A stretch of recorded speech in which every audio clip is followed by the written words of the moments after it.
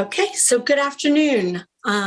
Welcome to the Policy Management Committee meeting, April 21st. I'm Rebecca Smondrowski, the chair, and we'll start off with introductions to my colleagues. Dr. Jaka?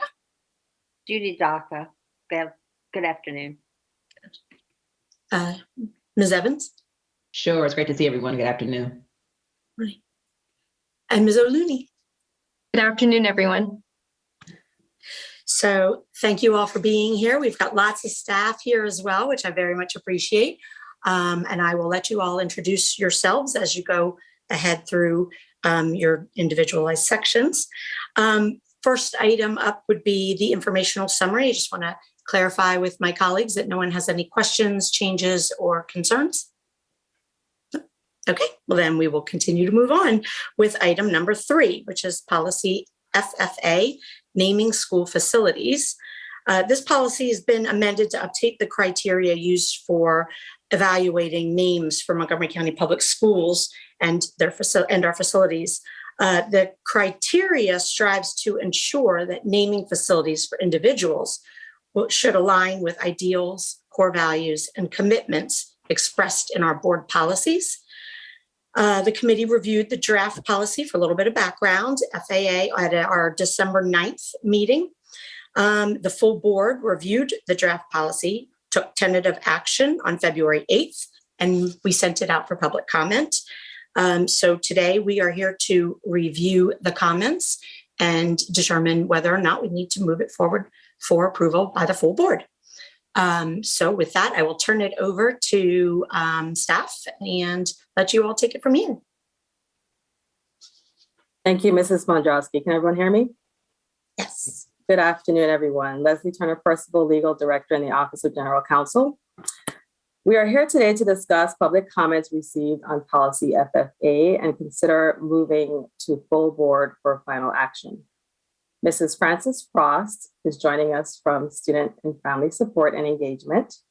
And I'm just going to review a brief chronology for you. In a moment, Mrs. Frost will review public engagement activities beginning last fall, but I'll summarize public comments since the board took tentative action on February 8, 2022. The policy was out for public comment from February 8th to April 7th, 2022, and we have provided a summary of comments received. There were 12 comments total received through the public comment website for this policy.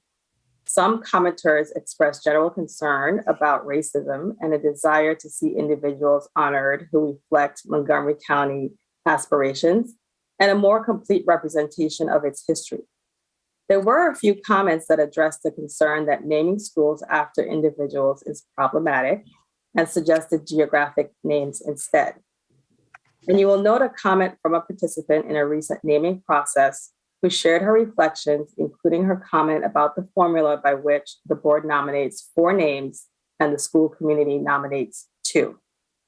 With this, I'll turn it over to Mrs. Frost. Thank you, Ms. Percival. So I wanted to go over some of the community engagement activities in drafting this board policy. As Ms. Percival said, it was out for public comment from February 8th to April 7th, but we started engaging with the community around this policy as early as last September 2021. We worked with some of our stakeholder groups, such as listed on your document, the Latino Student Action Achievement Group, the African American Student Achievement Action Group, the NAAC Parents Council, and the MCCPTA. We met with them at their organizational meeting to present the policy and an overview of it. And then we also provided a survey that they could give us some feedback on what they thought about that. And then we had some of the representatives from those organizations, along with representatives from the Montgomery County Historical Society in a small focus group. We had 2 meetings where they could join us so we could just have a little bit more in-depth conversation and understanding about the policy. We also met with, provided information to school administrators and principals particularly those who had come up in a separate resolution around renaming, because we wanted to make sure that they understood not only the policy, but how that is not, it's not changing their school right now, so that they could address questions that may come up in their community around the policy and the draft there. And then we also reached out to Montgomery County Planning Department, because they have gone through a similar process in renaming some of the county streets and considering that. So we wanted to understand what some of their process was and some of the things that they ran into. So we talked to internal and external stakeholders, including students at the Superintendent's Leadership Academy. So we wanted to make sure that students understood that this policy was going forward as well. Some of the topics that came up were similar, as Ms. Percival mentioned, that came up in the public comments. There was general approval for the Board of Ed keeping a list of names that would be considered for school names. There was general approval for naming schools for geographic locations, making sure that we're engaging in diverse stakeholders being engaged in the naming or renaming efforts. And they really appreciate providing the criteria for not only for naming a school, but for renaming a school. Again, as mentioned with the public comments, there was recommendations. Some folks thought that naming schools after people were problematic or concerning. And then there was several comments about requiring some type of quantifiable limit on the petitions. What does that look like to consider renaming schools and then keeping the name of reopened schools, for example, Woodward High School. So that was the various community engagement activities that we reached out since September up through the official open public comment period, which ended on April 7th. Ms. Percival. Thank you, Mrs. Frost. I'm going to turn it over to Sally to share additional information. Hi, good afternoon. I'm Sally Davis. I'm a policy specialist in the Office of the General Counsel, and I have allergies, so I will apologize for that. So we'll begin by providing you just pointing out the summary of public engagement, which Francis referred to. We're hoping this is a useful upgrade in the information we provide to you when we bring you public comments. It gives you an opportunity to see not only the groups, the individuals we've discussed, we've talked with, which in this case, it's over 150. But it also gives you a chance to see the press outreach efforts through social media, the bulletin, quick notes, principal newsletter content that we distribute, along with a way to access the public comment page. And we've also worked with communications, to create some more accessible ways for the public to get to the public comment page. We created a QR code that we can use in presentations. So participants can just pull that off and it'll take them straight to the public comment page. We also work with communications to update our algorithm so that just typing public comment in the search engine takes you right there. So I did want to point out that summary, we will be providing this to you in the future, and we hope it's useful for your reflection and understanding of what we've been doing in the process of getting these comments to you. Yeah, I have to say, I don't mean to cut you off, but I very much appreciated that. I'm sure my colleagues did as well, but it was really nice to be able to see exactly the efforts that were made in reaching out to people. So thank you. Terrific. I'm glad. Okay, let's turn to the draft. We did make some updates in response to public comments, so I do want to highlight those. I'm going to go to page 6, lines 164 and 165. So in response to feedback this was a discussion with stakeholders, we added language at 164 and 165. It was implied, but not stated, that when the community returns a prioritized list to the board will select from that list. So we just made that clear. And then on page 7, line 190, we wanted to clarify that there were 2 parts that needed to come to the board. If there's a name change petition coming from members of the community, it must also be accompanied by analysis that demonstrates why the name must be changed and why it doesn't meet the stated criteria. And then there were other updates to try to clarify a little bit more, provided by committee members. So subject to your discussion today, I just wanted to give you an idea of how this might move forward in time. So we've tentatively held time on the June 7th board meeting for final action, at which point then we'll have the final language and regulation development can begin over the summer. And that wraps up our presentation. So we are ready for your questions and discussion. Okay, thank you. Thank you very much. I do appreciate the fact that you all, take the public comments and incorporate it into what you bring back to us. I'm going to start with my colleagues and see if they have anything before I go on with what I might have to mention. So does anyone have any questions or comments?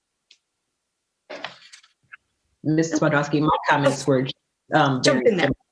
Yeah, my comments are very similar to what you made earlier. I love the summary of engagement. It was very helpful to see who we did outreach to and how many participated, as well as or your efforts to work with communications. The QR code is a really great idea, right? In order to allow people to be able to access my website or just get to the information they need to get to very quickly. I just wanted to state that. So that was really it. I don't have any additional questions. I felt like the responses that were made to individuals that put in their comments were sufficient. So thank you. Dr. Jaka? Line 137, consult with. I think that's excellent wording that we're going to be consulting with the community on deciding. And line 164, the prioritized list, and I hope I'm understanding this right, would be the board and the communities list that is put together at the end. Is that what it means? Correct. So the naming process, the board, when there's a new school to be named, or when there's a decision for renaming by the board will, from its list of all the possible lists that the board maintains of possible names, they will select 4 and give that to the school community group that is working on selecting the name. And then that group, and this is not a change in language, this has been the existing procedure, then that group will debate, and they can add 2 more, or they can just choose from what they're given, but they are supposed to put those then in priority order of their strongest preference to their least preference. Okay, I understand that, but the language, a prioritized list, it sounds like it's one list. Now, each one has a list. I understand that. And we put together what they have and what we have. And then what? No, I think what they're referencing, Dr. Jaka, is the, when we provide them with our 4 suggested, suggested names, the list that they give back to us from the community meeting should be prioritized by their first choice. Oh, okay. Prioritized list is their list that we're saying we need to have your prioritized. Okay, just wanted to Dr. Dockett, does it help if we back up a little bit? On page 5 at the bottom, there is language starting at 134. The superintendent of schools designee shall use a community engagement process with primary focus on schools. You don't need to go that far back. I think the wording here was what bothered me. Is it a prioritized list that includes both suggestions? And I think you've said that it does. Thank you. Okay. Ms. Olini, do you have anything, or are you good? Okay. The only thing that I just want to kind of spotlight a little bit is because I know that there was some conversation out in the community in terms of, what is, what will qualify for interest in a name change. And so in lines 1, 193, 194, whatever, 193 to 196-ish.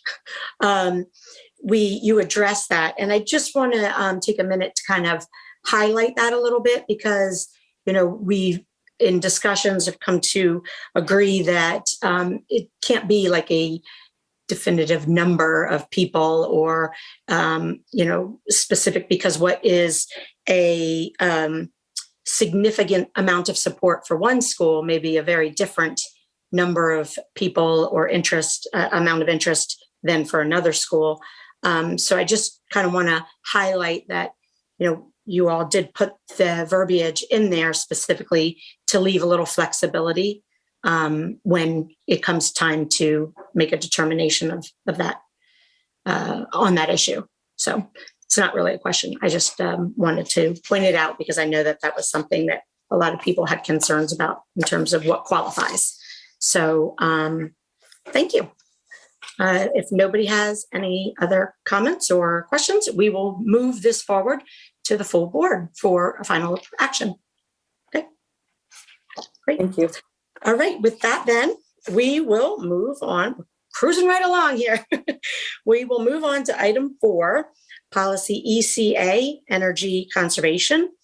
So for the background, this policy has been amended to include a new draft title to reflect a broad commitment to sustainability, including our responsibilities in the area of environmental literacy and sustainability set forth in the Code of Maryland Regulations and the Montgomery County Climate Action Plan.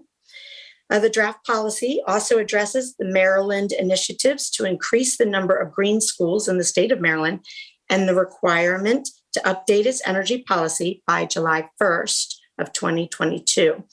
The full board took tentative action on this policy in January, and it has been sent out for public comment, or it was sent out for public comment.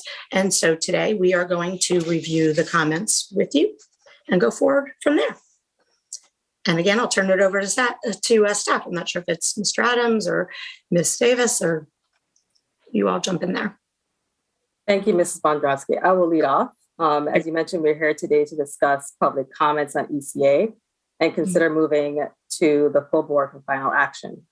With us are Mrs. Zarate from the Division of Sustainability and Mr. Adams from the Department of Facilities Management.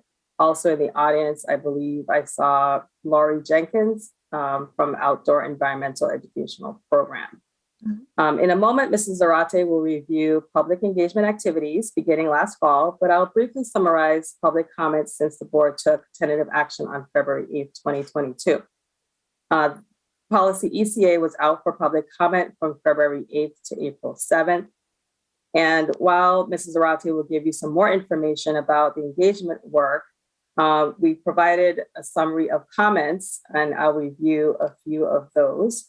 We received 99 comments were received from our public comment website. And we gained general approval of the policy. It was well received. So I'll turn it over to Mrs. Zarate to share more information regarding the public engagement. Thank you. So in terms of community engagement, Laurie Jenkins from the Office of Curriculum and Instruction and I sought out meetings with many of the stakeholders that we knew would be impacted by this policy. In total, we had more than 30 meetings with more than 1,000 people, and we really wanted to connect with the leaders that we knew that were out there, as well as to begin building that network of community collaborators that we're going to have to work with to make this policy successful moving forward, should it be approved. We began having these conversations about a year ago, prior to the official stakeholder engagement, but we felt it was very important to reach a broad spectrum of both the community, whether it be students, staff, administrators, principals, teachers. We really sought to seek out those different types of groups and make sure that we got their feedback and input on this. We found that there was a high level of approval for the policy and very strong approval for adopting the County Climate Action Plan greenhouse gas reduction goals. So we also were really proud of the students. They actually helped coordinate an environmental sustainability student town hall that actually resulted in 31 of the comments. You can see from the timestamp on the comments that the students were actually actively participating in this public policy comment period during that student town hall. So like I said, we really wanted to be able to hit the ground running and get this work moving forward because we don't have a lot of time to get this work happening. As part of our policy, we do intend to engage with a group of students regularly moving forward so that the Department of Facilities Management can get ongoing student perspectives on the rollout of our work. We're aware that there's existing environmental advocacy groups, and we're in discussions with Ms. Cherry about associating our efforts with those groups to more closely align, make sure that we've got our work in alignment with the student perspective and the rollout of our work. The second part of our community engagement was the big takeaway was that many of the staff and the students and the public were even unaware of the existing efforts that MCPS has taken. And so we wanted to make sure that we are aware of and continue to address the need for better publicity of what MCPS is doing overall. We want to make sure that we share what individual schools are doing so that individual students get recognition for their admirable efforts in many areas, as well as the teachers that are working really hard in the public so that the public can help advocate and support those various efforts. Third, there was one comment where they asked, why was the title not environmental sustainability instead of sustainability? And we felt that the policy really should keep the name sustainability. It's really more than just environmentalism. It includes elements about student and staff education. It includes elements about short-term and long-term actions that really continue to support the educational mission of MCPS, both now and into the future. And it really is centered around equitable and responsibility. Fourth, there was a question about how will our vehicle fleets be phased out and converted to more clean energy. And we just want the public to know that MCPS will be responsible stewards of our both financial resources and our vehicle resources. And our policy really is to have a vehicle replaced with a more efficient vehicle when it's at the end of its useful service life. And I wanted to turn it over to Seth for some comments about the fiscal aspects here. Yes, there was some comments about the feasibility of this work, and I think it's really important to stress that as part of this policy, it is looking to prioritize everything within both operating and capital budgets around sustainable efforts. There are obviously going to be constraints, as there always are with our fiscal availability, but the prioritization of the highest impact elements obviously will be a big part of this. So I know that's an ongoing comment, but having sustainability as a priority, as a guiding light for the development of both the capital and operating budget, will absolutely be part of processes moving forward. Great, I appreciate that. To my colleagues, do you have anything you want to comment on or have questions about?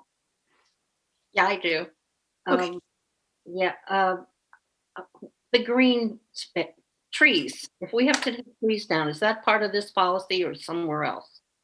That we have to replace, am I making sense? No, it is part of this policy. It's part of other standards. It's part of heat island effect. It's part of a lot of the elements that tie together. So one of the priorities I think we shared at previous board meetings and policy meetings, were these ideas of focus areas and and tree canopy being one of those areas, along with watershed and other functions. But yes, tree canopy.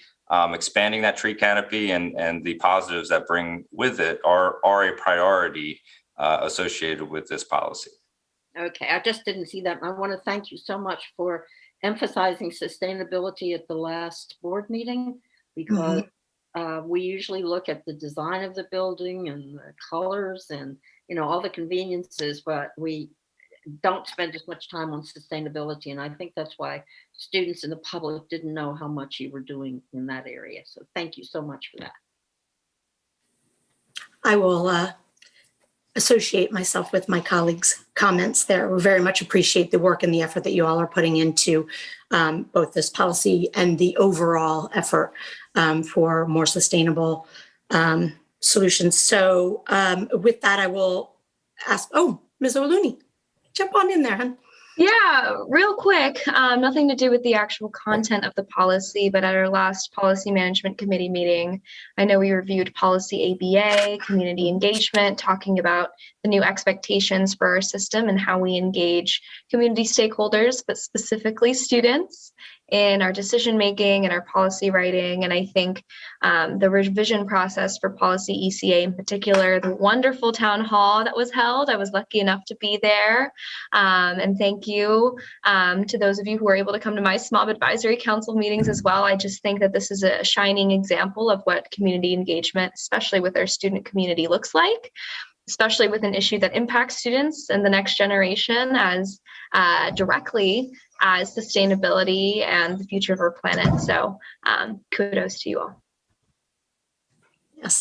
Yes, I will agree with that. And again, the sheet that you all provided with the outreach done is very impressive and much appreciated. So if nobody has any other comments for that, I will ask my colleagues if they are comfortable moving this to the full board for final action.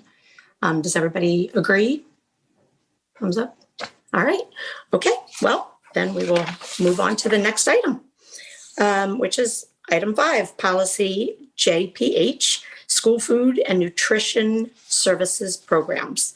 For the background, in December 2020, the committee proposed a new draft board policy, JPH, to set forth guidance regarding school food and nutrition services programs.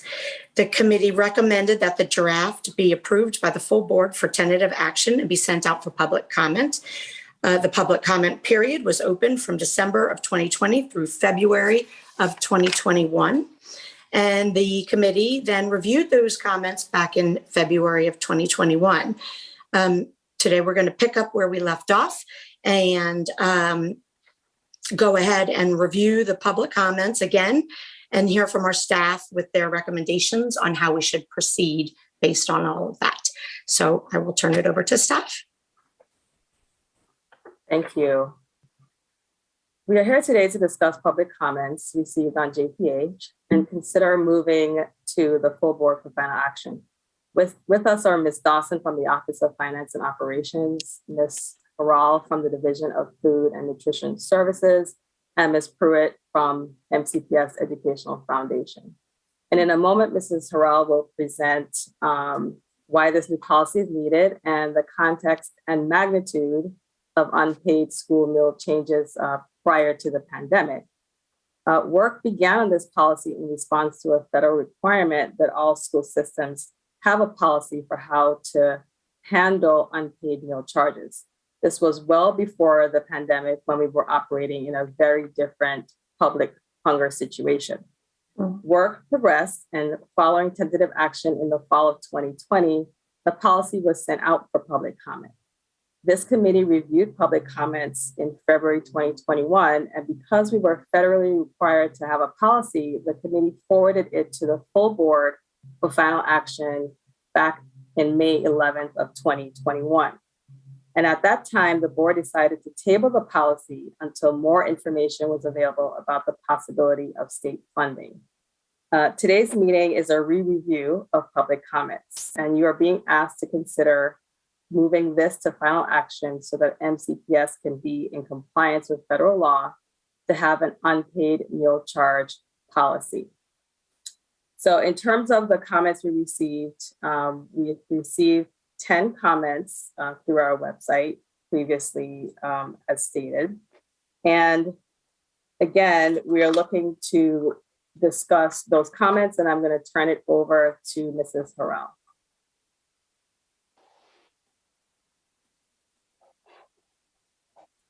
And can we get the slideshow? Perfect, thank you. Can we have the next slide, please? Good afternoon. Thank you so much for giving me the opportunity to present to the policy committee this policy that is currently in draft form. So I'll start with a little bit about our core values that we have in the Division of Food and Nutrition Services, and I'll shorten that to DF&S for the rest of the slideshow, so we'll get done before midnight. So we are committed to nutritionally wholesome, to menus that reflect our ethnic, cultural, and religious diversity.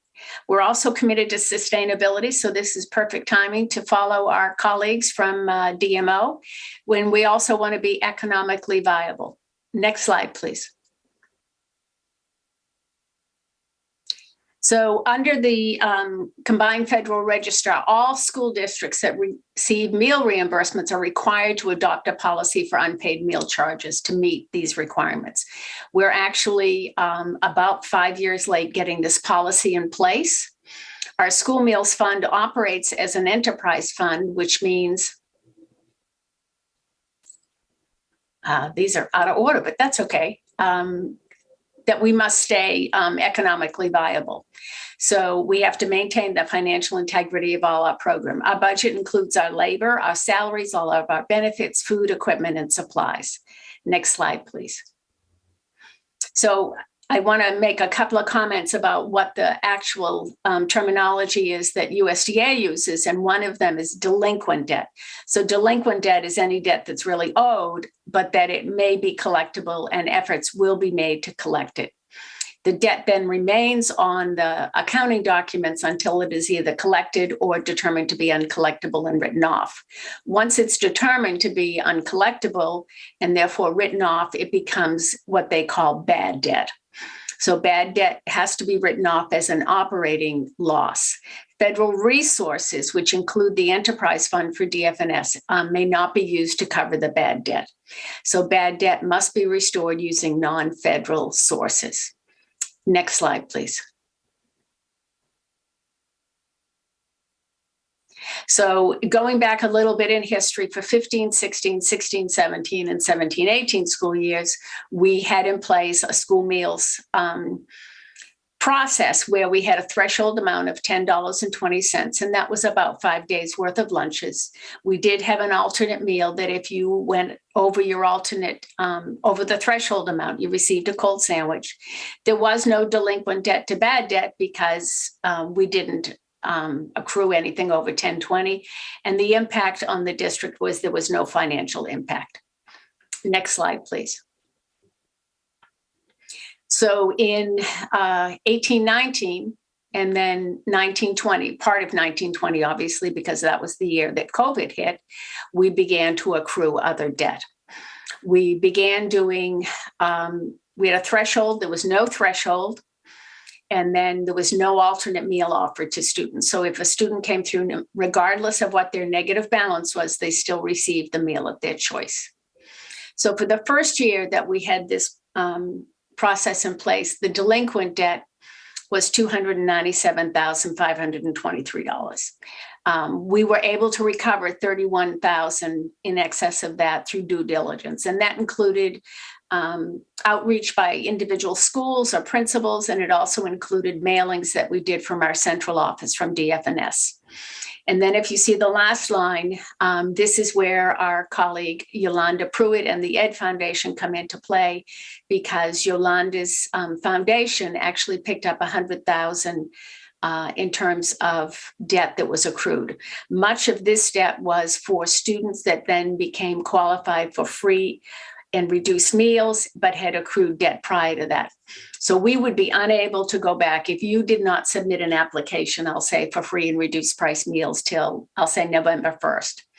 But you were eating all of the fall with us and you then were accruing debt.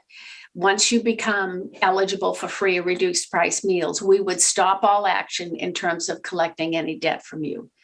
And so then the Educational Foundation steps in then. Under bad debt that we currently have for that year, it's still at about $165,000. Next slide, please. And I believe if Dr. Dawson has been able to join us, she wanted to address these slides. Yes, so thank you, Ms. Harrell. Great to see everybody today. In looking at the data that we collected, so the number of students with a negative balance, when we began this in September of 2018, you can see that really elementary, which is the blue line, really grew in that first session through June of 19. So that was the group that really were consuming more of the meals and also and the debt. But as we moved into the next year, and we started off the beginning of that year with no charging for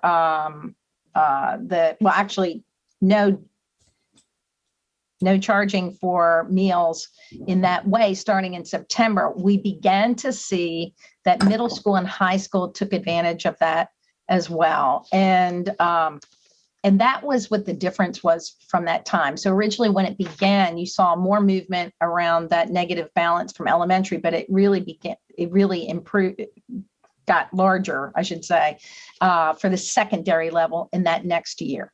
Next slide, please. And then this shows the amounts as we move through. And that's what Barbara had actually talked about at the end of that first year.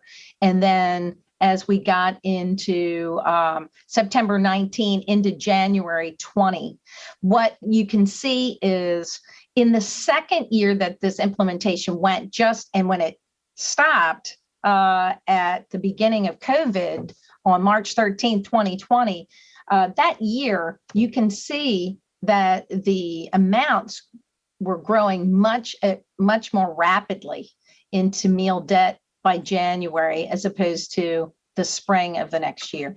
Next slide, please.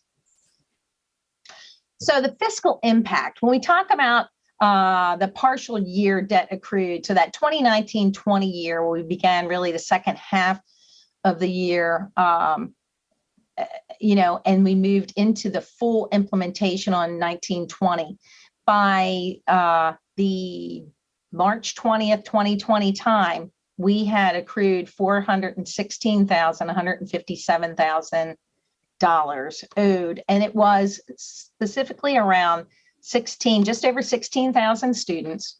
So 1/3 of those students were students that were receiving free and reduced price meals. 2/3 of the students were considered students that were not receiving free and reduced price meals. Next slide. So when we look at this, of the debt accrued for 2018 to 19, it was just under 16,000. It was more about 15,000. Again, we were still looking at the same amounts, really 1/3 of students that qualified for free and reduced price meals, and the 2/3 of that debt for that particular year, again, were non-qualified students for free and reduced price meals. And I think at this point, I'll be turning it over to my colleague, Ms. Pruitt. Thank you, Jeannie. The MCPS Educational Foundation was really pleased to partner on this issue, and we've been extremely appreciative of the data that has been provided by Barbara Harrell, Jeannie, and their colleagues. That's what's enabled us to make the appeals into the community and raise the funds that we've been able to use for settlement of debt, as represented in this slide. As stated, in 2018-2019, we settled the debt at about $100,792, and we were able to cover 20% of the debt of students who were full pay students. They were not participating in the free and reduced price meal program. As time went on, we saw the number of students that we could help that were not participating in the free and reduced price meals program diminish, because the number of students participating, due to that period of time between when they qualify and actually get accepted into the program and when they are consuming lunch and accruing debt, we had a higher bill to pay for students participating in farms. We also believe that the staff was having more success in convincing families to go ahead and participate in that program or to pursue approval for the program.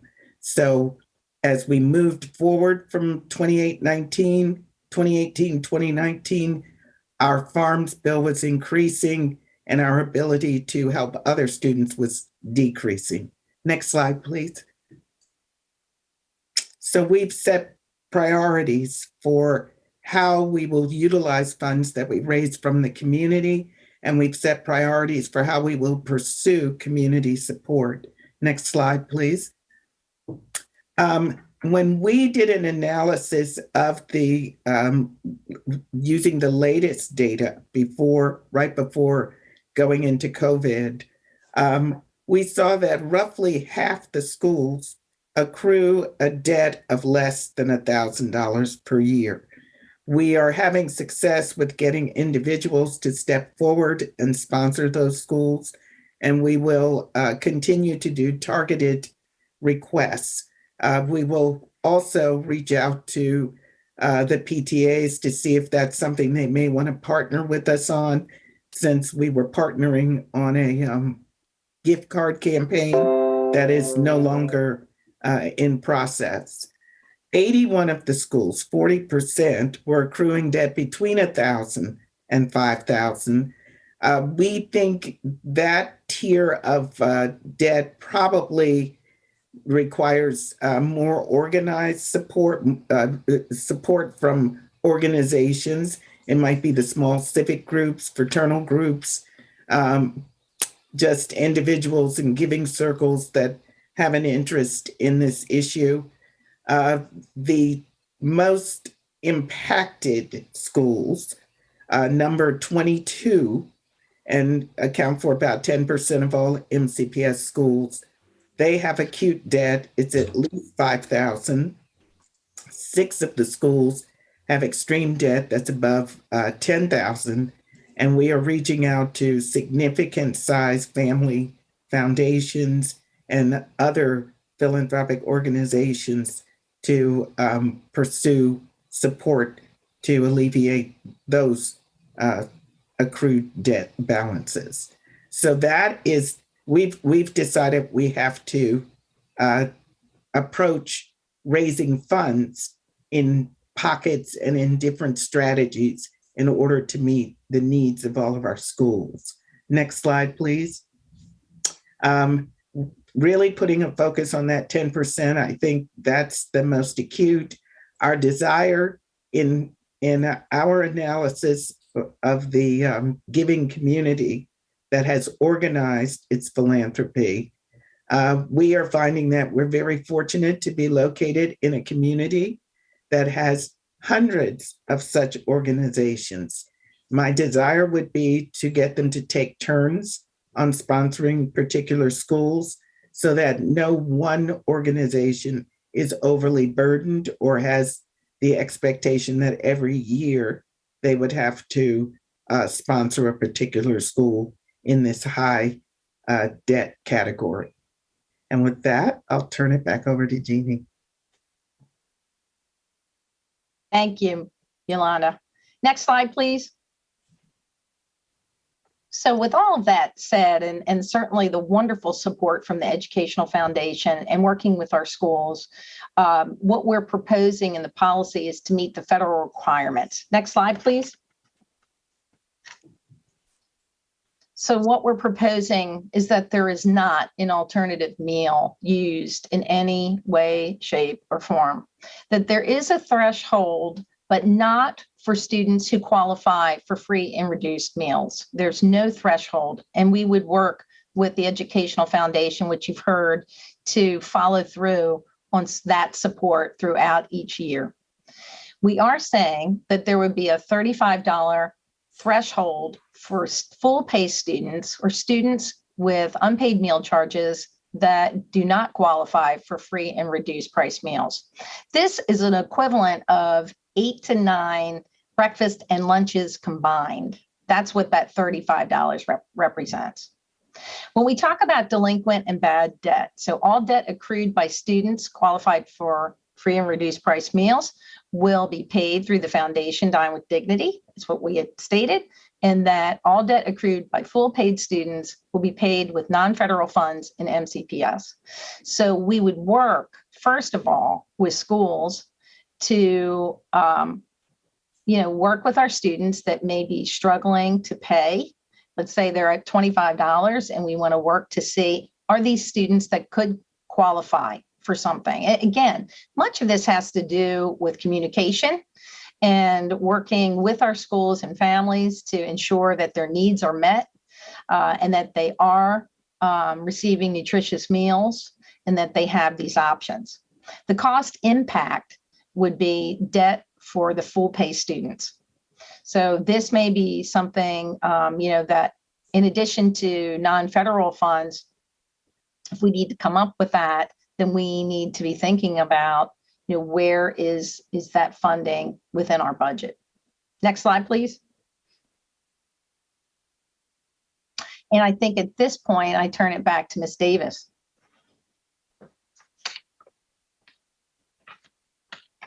Or actually, I'm sorry, Ms. Harrell. Ms. Harrell, thank you.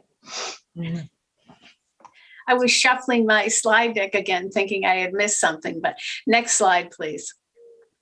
So what we want to think about is that our rationale is that we provide every child, obviously, with a nutritionally wholesome, culturally diverse meal that helps them to focus on learning and achieving.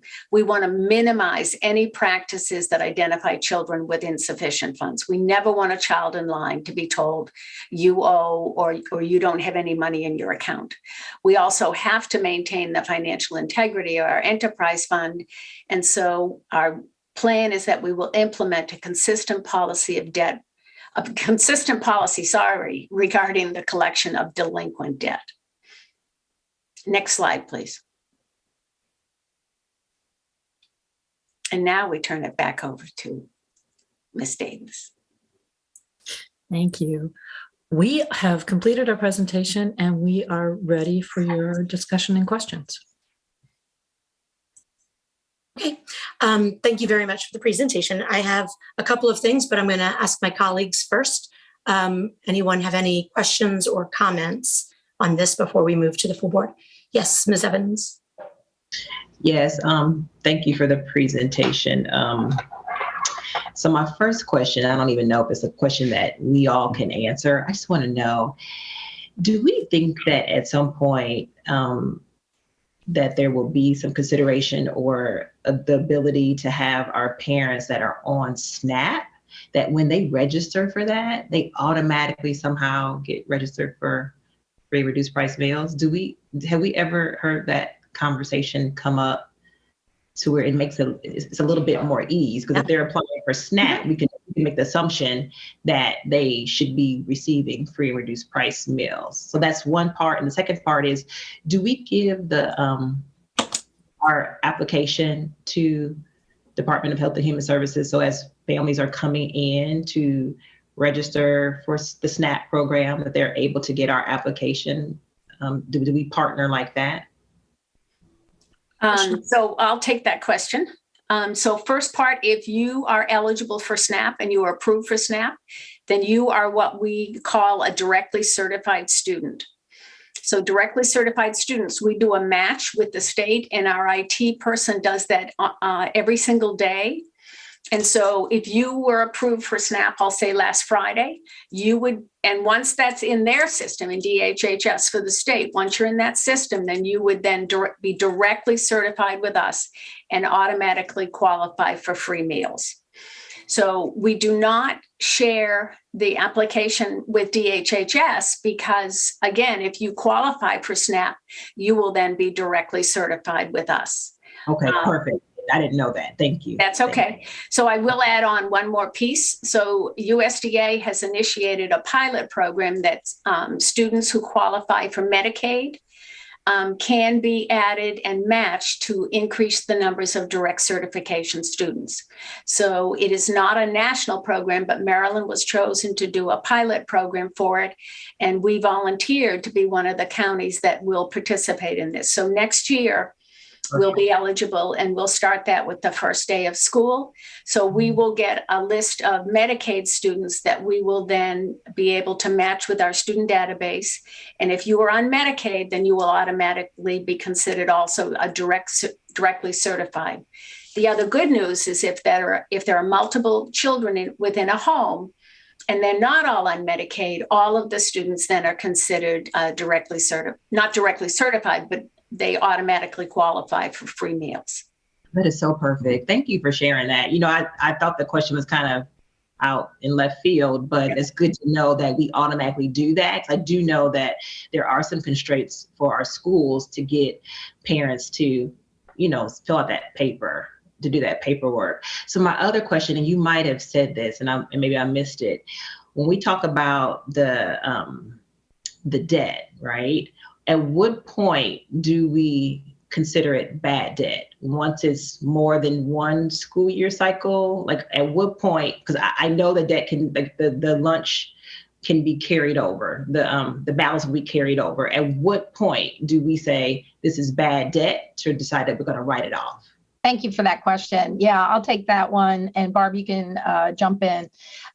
Essentially, what we have to do as a school system is provide due diligence. So we have to reach out to the family. We have to provide opportunities for the family to provide payments or a payment, and once the school year is over, we still continue to do outreach and work with our communities and families to continue due diligence. Once we believe we have tried everything possible, we've reached, even just a partial payment. When we have exhausted all resources, that's when it becomes bad debt. Okay, so there's not one specific thing, but we make the determination ourselves. If I heard you correctly. Yes, and we also have to show through documentation that we have done this level of outreach and exhaustion of all resources that we could before it becomes bad debt. And once it's bad debt, then it is removed from the DFNS system so that it does not carry over within a student account from year to year. It carries over within the MCPS account. Okay, so two more quick things, Mrs. Smodrowski. So Ms. Pruitt brought up a really great point about partnering with PTAs. What I hope, if it's not too much, that PTAs could give some consideration on their membership form. What I recall is they ask you sometimes how you want to allocate your donation. And if we could put on that form, lunch debt, and then determine, and then if for some reason or another, that particular school that they're at doesn't need the money, then they can reallocate it to the large fund. That would be great. So I don't know if that's a thought or whatever, but also answer this question for me. I don't know who would answer this. Is there a way for our parents to notify their schools, their individual schools, or a school in their cluster? Like, say, for instance, I had a senior who is now a freshman in college. I believe she has money on her lunch account. If I want to say, take that money and put it towards lunch debt, do we allow parents to be able to do that at our schools? Yes. Yeah. Okay. But you have to, so do we have to is there a way that we could opt in to do that, as opposed to you need to know that you can do that? 'Cause I don't know if people know that. Or if after a certain amount of time, it could just automatically be donated to.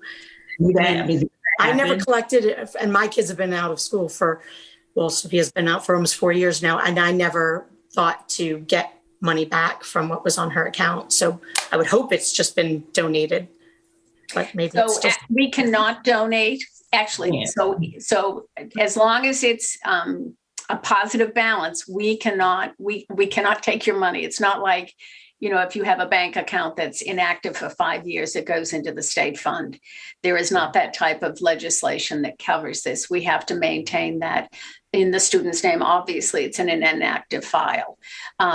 If parents contact us about donating the balance, we ask them to put it in writing, and then we do donate that into the account for all students. Some parents will say they want it to go to their school, and we'll put it towards the negative debt at their school. There have also been requests from parents. They want the opportunity, as they're setting up their child's lunch account, to set up to donate money to a guest account or, another student account at their school. Were we ever able to get that system in place? So we have taken that request to our software program provider, to Heartland, and we took it. And you're exactly right, Yolanda. We did ask for that. And I believe that was a pre-COVID request. That we wanted there to be a button, the same way when you pay dues for many other things, you can donate to any of the PAC committees, that parents could do that. We know we have parents that would. We have not had success getting that, but I will have our IT, we'll circle back with Heartland about that, because that's important to us. Okay. Thank you, Mrs. Madrowski. And my hope is that before I get off the board, that this won't even be a question, that everybody in our school system will get free lunch and breakfast. Yeah. So thank you for those questions. I have two follow-ups to Ms. Evans' questions. We don't hold, and I know that at one time at least, I'm not sure if it's still this way, if a student had like a book that wasn't returned or something like that, then either like grades were withheld or your graduation, you were told you might not be able to walk for graduation, which is super extreme. But we don't do anything like that for meals, correct? No, we do not. Okay. And then my other follow-up question to Ms. Evans' point about students automatically being from the SNAP program signed up. My kind of overall question is, how much would it cost us to be able to offer free meals for all students? And if we were able to do that, could any students who qualify for free and reduced meals or any other type of program, could that be put in to kind of reduce the amount that it would cost us to overall? I'm not sure I'm saying it the right way, but hopefully somebody out there knows what I'm talking about, but to contribute towards what it would cost us if we wanted to pay for everybody.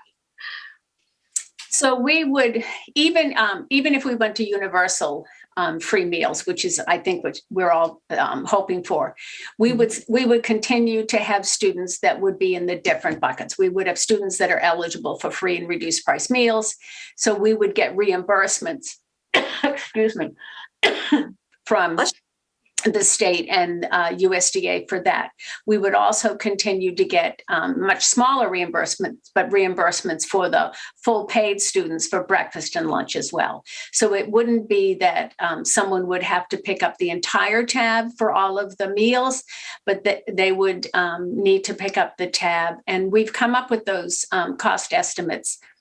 I'm going to say in the low 20 million. But we can a year. Yeah. Yeah, I believe it is close to that, but we can certainly bring that back to you. We can circle it back. That'd be great. Okay. Before I ask my last question, Dr. Daka? Yeah, when you were talking about obligations that students have, not just the lunch debt, but other debt, I think we were told that we're not allowed to do that. I'm going to put that to Dr. Dawson because she was most recently in a school, but I thought we weren't allowed to keep people from graduating or getting their report cards. You're correct. You're correct, Dr. Daka. That has changed. Yeah. Yes. Well, obligations can't be the way of not, we have to figure out a better way to do that. So yes. Yeah. I know Ms. Olini asked about that at a budget hearing. So did you have anything else, Dr. Daka? Yes, I do. Go ahead. Menu. Now, I'm bringing this up because we're going to have a lot of students that are going to be on a committee to talk about lunches, maybe 40 of them. I don't know. And it's a new thing.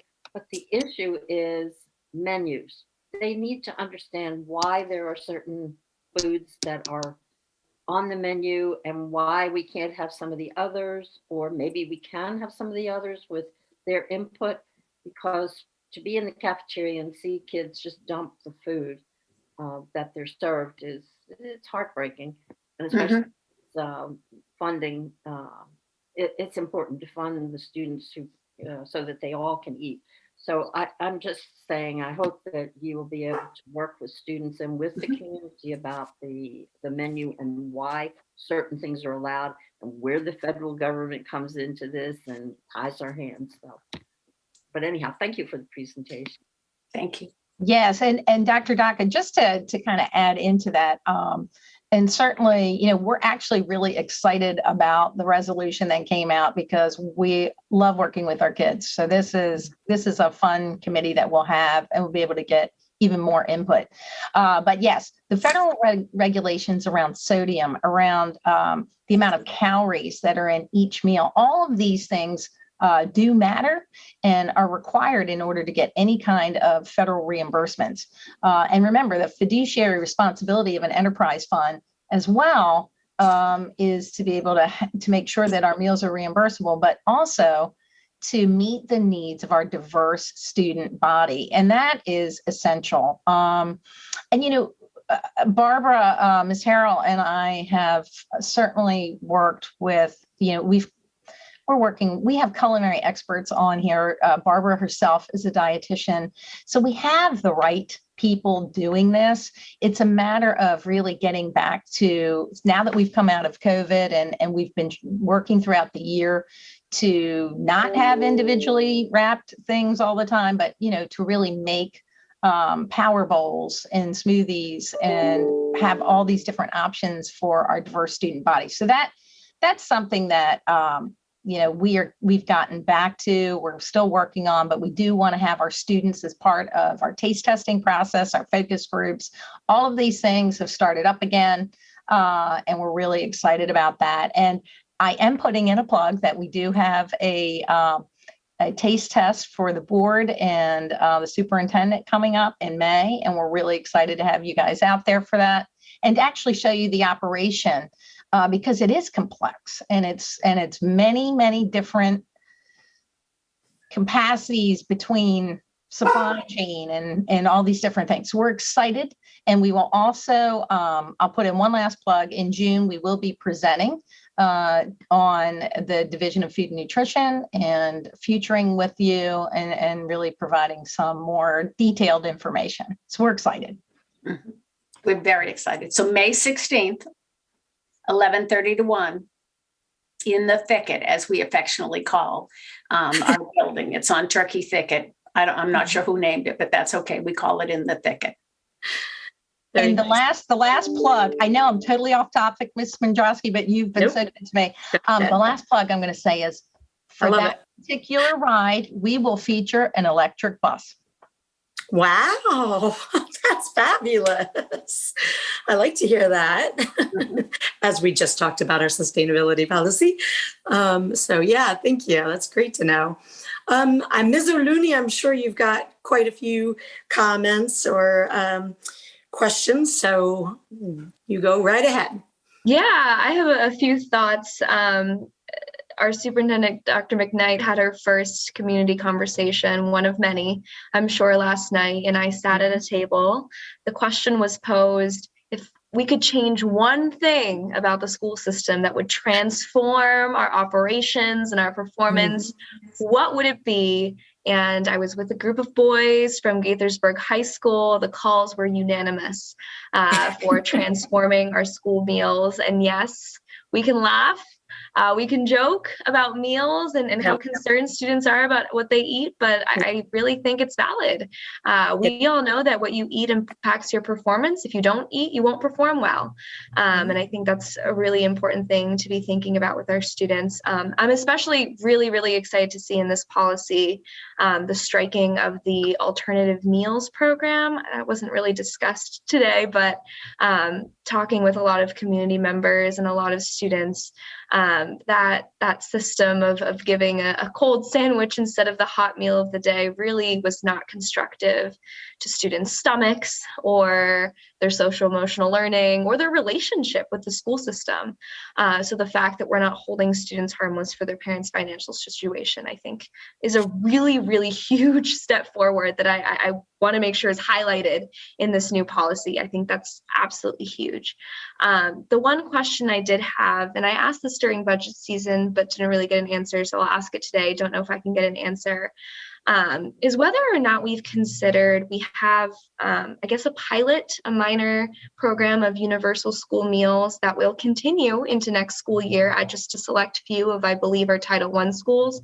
But I'm always thinking about the fact that so many of our families who qualify for free and reduced meals, or who are way even below the income threshold, often don't sign up, especially in our undocumented community. So I don't know. I don't know if there's been any conversation about expanding our universal school meal program, where we are with that. Harold, do you want to talk about that a little bit?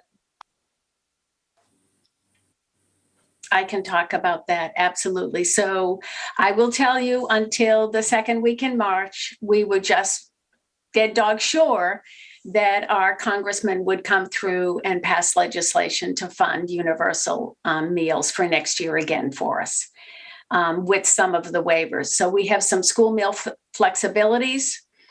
There is one bill that's left in the Senate that Senator Stabenow has proposed, but she only has 52 in favor and she needs 60. So at this point, our belief is that we are probably dead in the water for universal meals for next school year. So up until a few weeks ago, quite honestly, we were hopeful that we would not even have to walk that walk.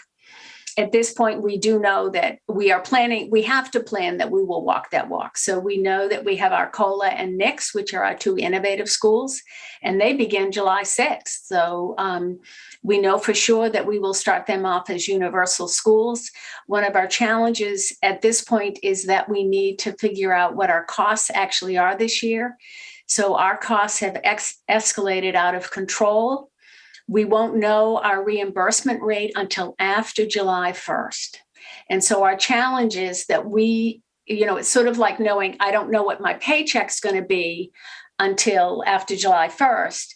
And I'm going to try and buy a new home in September. So we don't know how much house we can afford yet.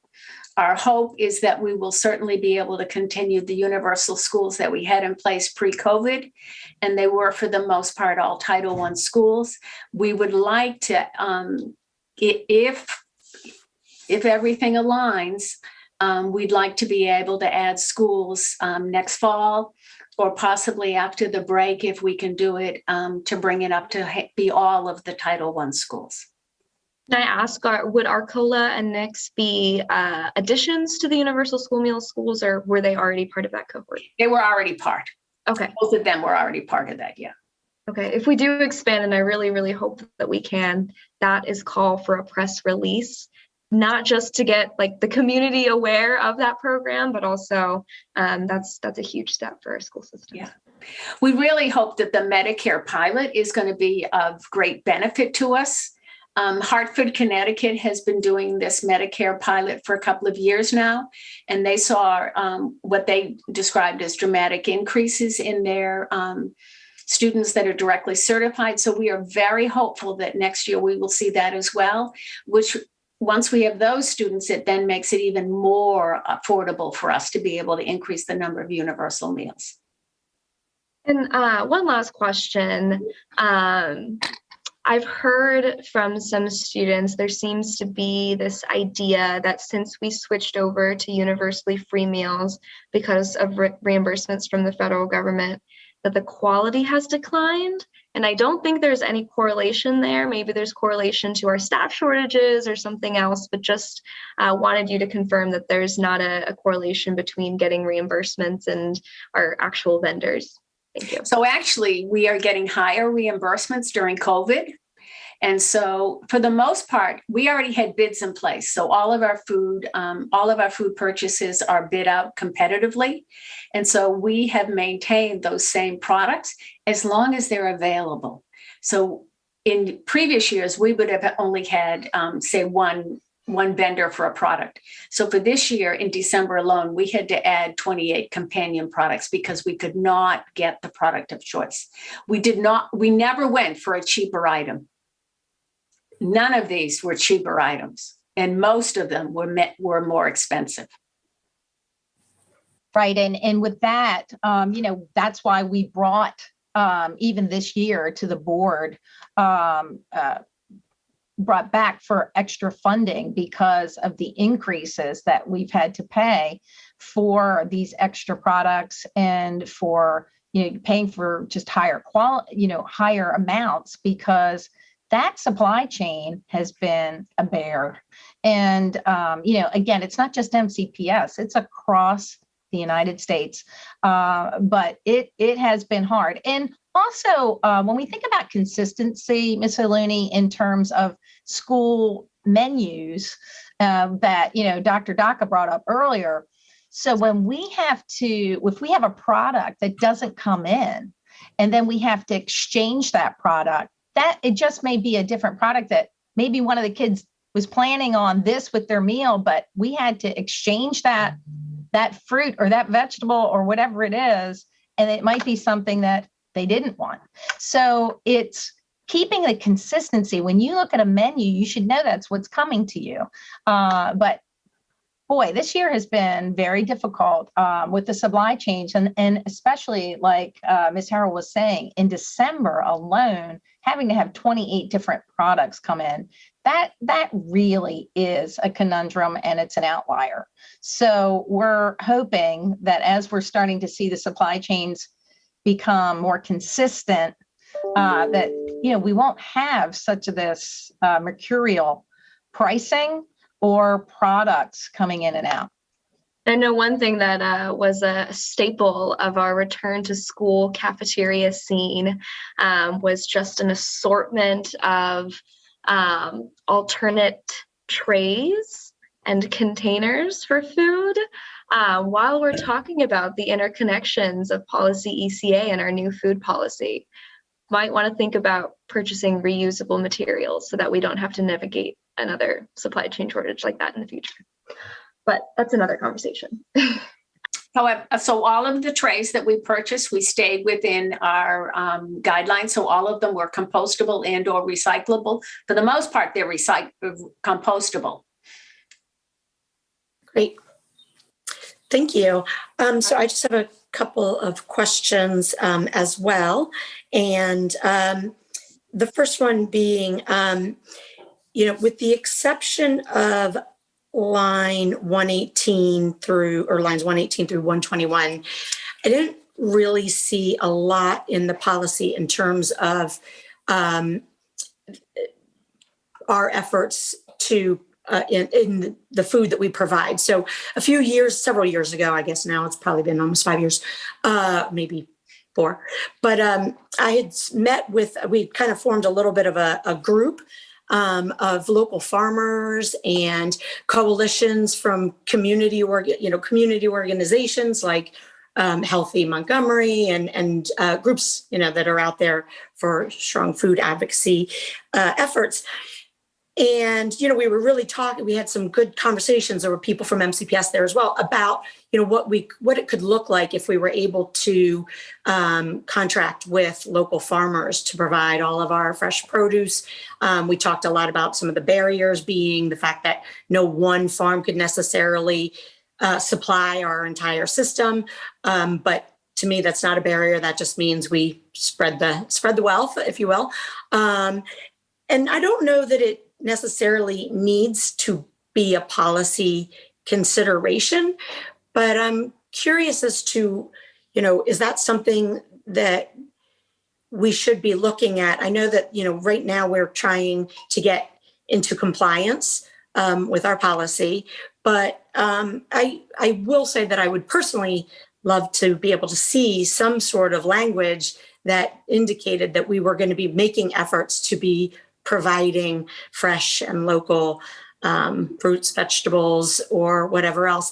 And even if it had in there somewhere about the fact that we will regularly review what the menus are, and we will continue to talk to even other companies that do this food service, that's all they do is the food service for companies or for school systems. We don't have anything along those lines at all in here. Is that something that we would put into the regulations? Is it something that we just continue to talk about kind of off to the side, or what? I think, so this policy is strictly for the meal debt. So I think where we address this much better is in our wellness policy and in our wellness practices for the district. So those really address sort of a totally different sort of view of food service. So one of the things that we are working on right now is that we are working with some of our local farmers, that we are able to get product from them. We cannot, none of our local farmers, even as a consortium, can produce enough to supply our needs. But what we can do and what we're working on for next year, we're going to do some local purchases for summer because it's a smaller program and they can supply what we need. But we are going to work with individual farmers, and we've got meetings set up with these farmers again in a couple of weeks, where we have what we call fresh fruit and vegetable pilot schools. So this year we got 17. That's the most we've ever gotten. Usually we have it in the area of 6 to 9 schools, and they're usually our Title I elementary schools. So at those schools, there's no requirement that they all get the same item. There's not a serving size requirement. It just has to be a fresh fruit or vegetable. So our plan for next year is that we can incorporate, as they're available, fresh fruits and vegetables from our local farmers. So that'll be great for us. Yeah, I really appreciate that because, I've even spoken to a couple of the farmers who said, tell us what you need and we'll plant it. We'll grow it, but they can't have it just going to waste. So, if we can, of course, put it in request, and things like that. So I would love to see us continue with that. And I appreciate that you're doing that. My other question that I had is, I guess to Ms. Pruitt, if someone was interested in sponsoring a school, how do they go about doing that? Because I'm not sure if they went to their local principal or, they may not even have kids in school, but are interested in donating for like sponsoring school lunches for everyone in a particular school or something. How would someone go about doing that? If they go to our website and navigate to Dine with Dignity, we have all the sponsorship levels up with a selection option next to each one. And I'm happy to say a lot of people have been selecting schools even during this COVID period. And we're very grateful. That's good. That's good. That makes me happy to hear. Yeah, I wasn't sure if we should put something on each school's website that would directly link to the advancement, so, okay. Dr. Jaka, I thought I saw that you had taken your light off. Yeah, I had it on. Mr. Rooney brought up the undocumented persons, and they are really reluctant to fill out any federal forms. So we need to emphasize, and I know that some schools do this already, that we are not reporting anything to ICE and that they are safe from us from doing that. But I think we need to do more outreach so the parents really know that that we will not be reporting anything that we get in terms of that. Very good suggestion. Very good. I appreciate that too. Yeah. So unless anybody has any other questions or comments, I am going to assume that your recommendation here is for us to move it forward to the full board for final action at the May meeting. Yes, all in favor of that?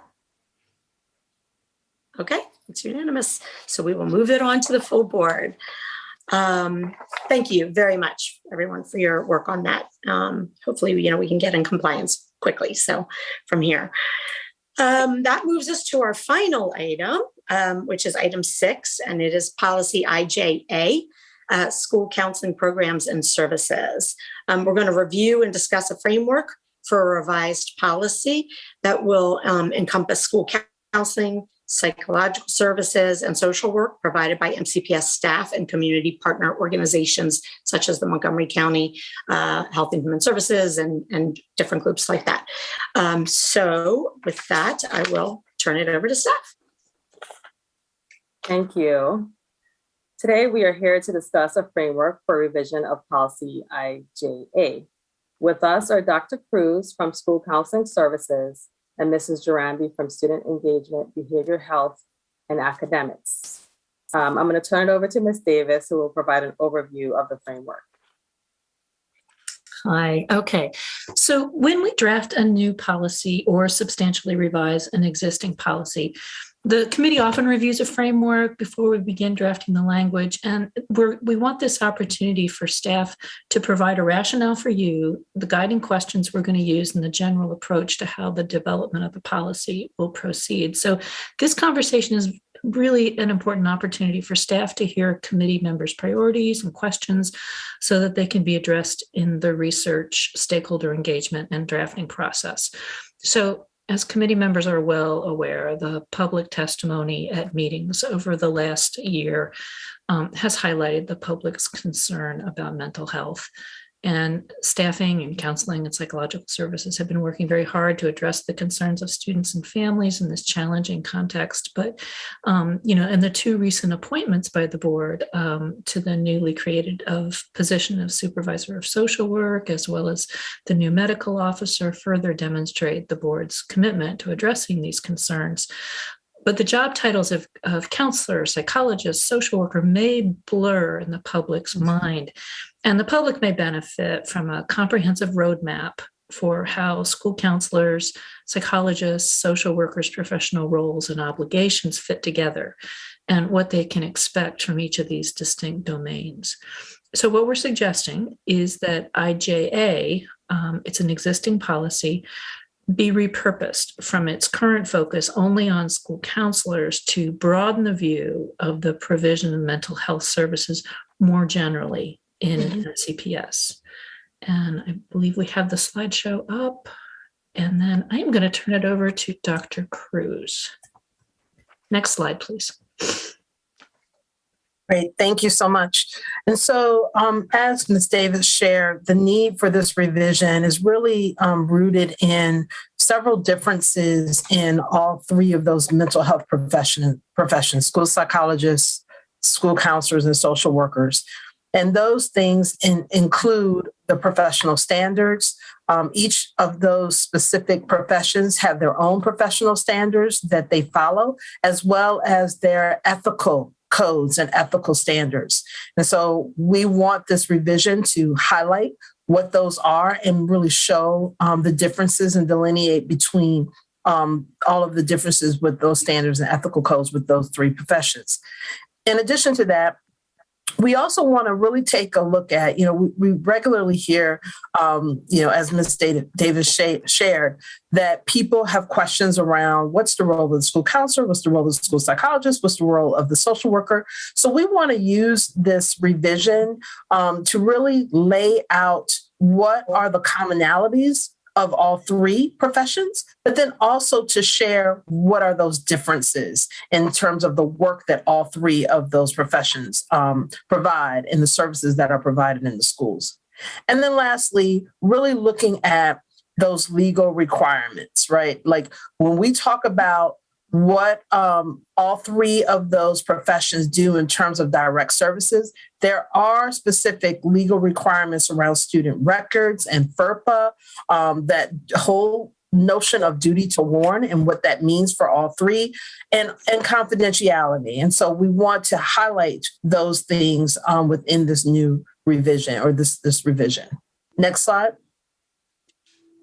So we've created kind of a visual to help with people understanding the roles of the school psychologist, the school counselor, and the social worker. And in the middle of this diagram, you can see that there are specific things that all three areas share in common. So all three professions provide individual counseling, they do group counseling, they are doing social emotional learning, they are referring to outside resources for those students that are what we consider tier 3, and they're also providing crisis intervention. But when we look at each individual profession, when we take a look at the school counselor is responsible for providing a comprehensive school counseling program for all students. And they have 3 domains. Oftentimes people, I think, forget that there are 3 actual domains that the American School Counselor Association and all of our graduate programs teach. And that is the academic component of the work, the college and career component of the work, and the personal social component of the work.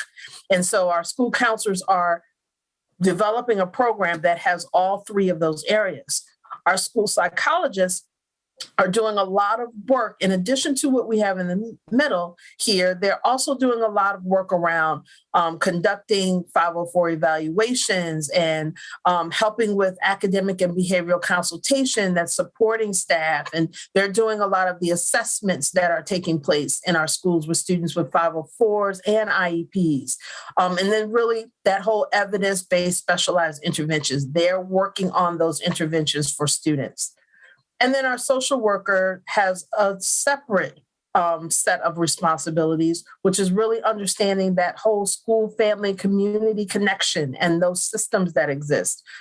They're linking students and families to community services and various resources that are available. And then also facilitative services for students that have specific needs. And so we created this and we want to include more information in this new revised policy regulation. Next slide. And so not only do we want to show the differences and the commonalities, but we also want to really express what each one of these mental health professions do not do, so that we're being very clear about, as a school counselor, the school counselors do not provide long-term therapy. They're not, designing treatment plans and diagnosing disorders and those sorts of things. But they do, as I shared before, provide that comprehensive program. They're doing mental health and wellness supports. They're doing academic advising and college and career planning and all of those things. So we want to emphasize what each of those professions do not do and what each of those professions do as a part of their scope of work. Next slide. And then here we have our school psychologists. We're indicating here what they do not do. They are not doing the college and career planning piece. They're not prescribing medication. However, they are doing assessments. They are diagnosing mental health conditions, to help schools with educational planning. They are doing crisis intervention support. They're doing referrals for outside agencies so that we're making sure that students that need additional wraparound services are receiving that. And then our next slide. I will turn this over to my colleague, Mrs. Duranby, to talk about the school social workers. And so much like our psychologists and our school counselors, our social workers are providing counseling services to students directly. So some of the things that they do are conducting social interviews, risk assessments, and biopsychosocial assessments. They are providing counseling services to students who may need mental health and wellness supports. They are case managing students who might need other diversion supports due to court involvement or substance abuse or transition from juvenile placements. They are providing crisis support and intervention. And they're working with our staff and our parents in order to provide them with information, training, and support, along with referrals to outside agencies as needed. One of the things that they do not do, or some of the things that they do not do, is typically they do not provide comprehensive academic and career counseling services. They also do not prescribe medication to students as a part of the creation of their treatment plans, intervention plans, or behavior plans. And typically they do not conduct the formalized testing for IEP screenings and evaluations. So we hope that by sharing today some of the ways that all of these different areas work together and are similar, but also ways that they're different, will help us to highlight how all these positions are collaborative in their work, but yet also unique. And I believe that's the end of our presentation. Turn it over to you guys for discussion.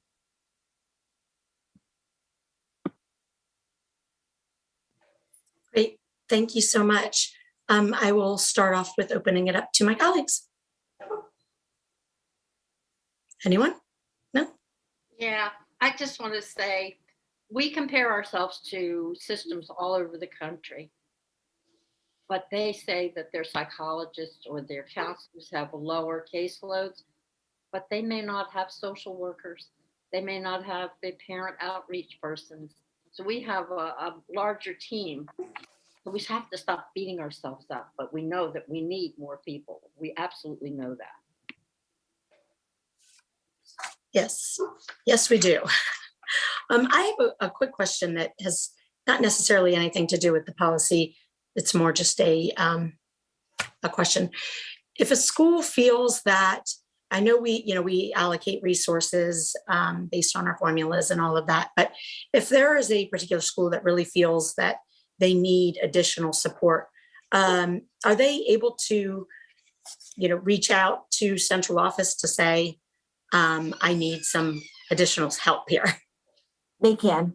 So outside of incidents that involve crisis, which is a different protocol and process altogether, there are central office-based social workers, aside from the ones that are assigned to our high schools, that will support schools as needed. And that's something that happens now. So we do get calls for specialized circumstances or something that might be particularly time sensitive, or just anything that the school might need support with. They contact our office now, and we do referrals out, consultation, and support on a case-by-case basis. So absolutely. And even if your school does have a social worker, they do work together. So they can sometimes tag team. I know Anita gets called in a lot in terms of presentations when we're doing dual presentations in English and Spanish, and to consult on some of those items where they can work together to fulfill a need. So the short answer to that is yes. But that's bigger than just in a crisis management situation, correct? Yes. So this is outside of crisis management. There's a separate protocol for that altogether. There are 6 central office-based social workers that schools can call upon as needed. Okay, that's good to know, because I was recently chatting with somebody from one of our schools that has a larger, higher dropout rate than we would certainly like to see, which would be 0, of course. But the question came to me about, why can't we have more social emotional support? Because there's obviously something, that is leading this group of children not to, go past middle school per se.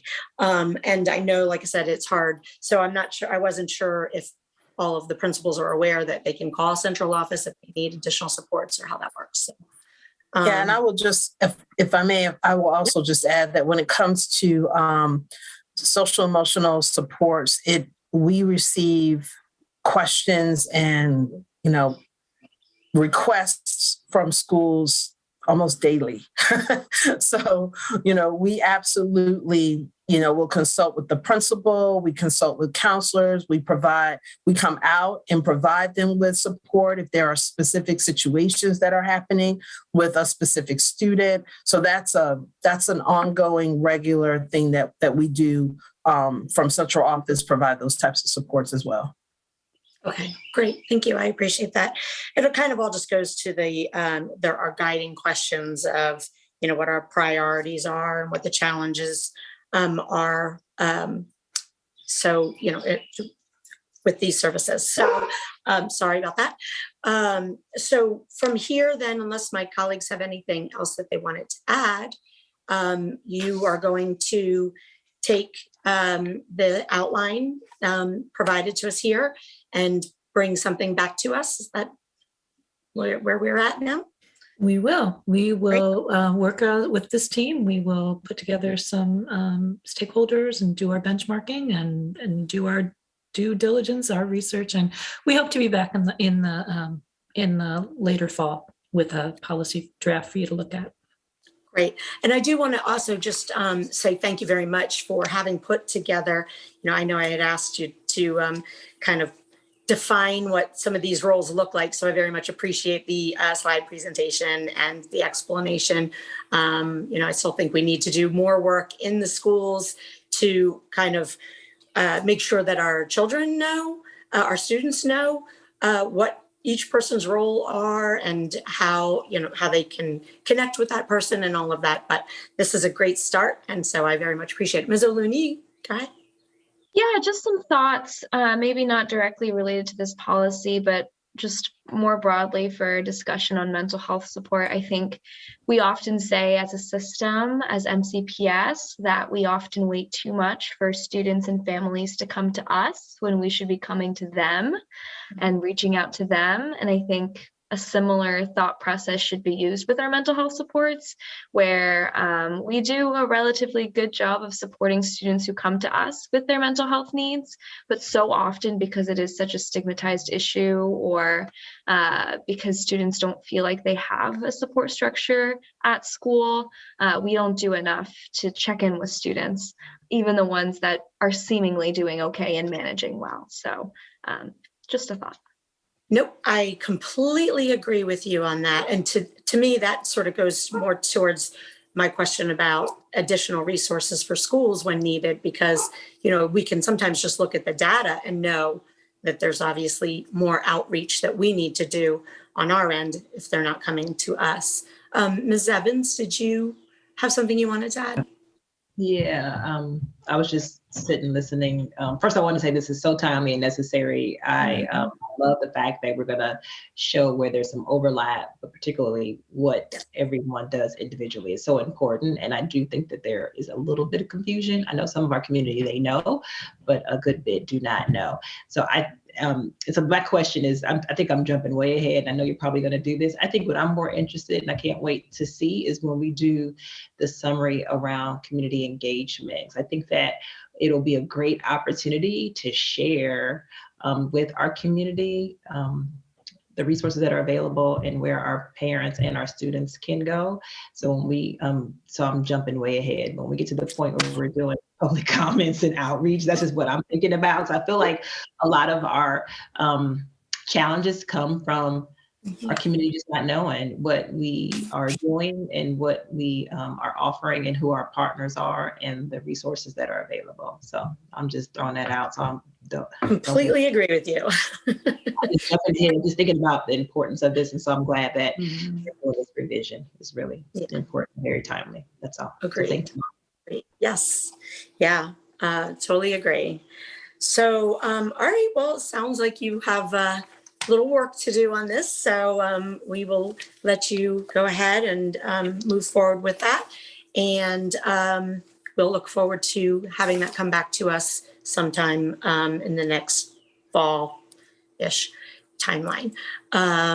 Is there anything that anyone else has that they would like to ask about, discuss, or concerns over? No?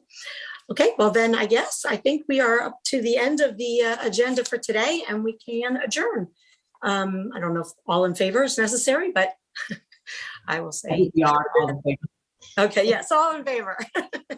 Okay, have a very good upcoming weekend and I'll talk to you all soon.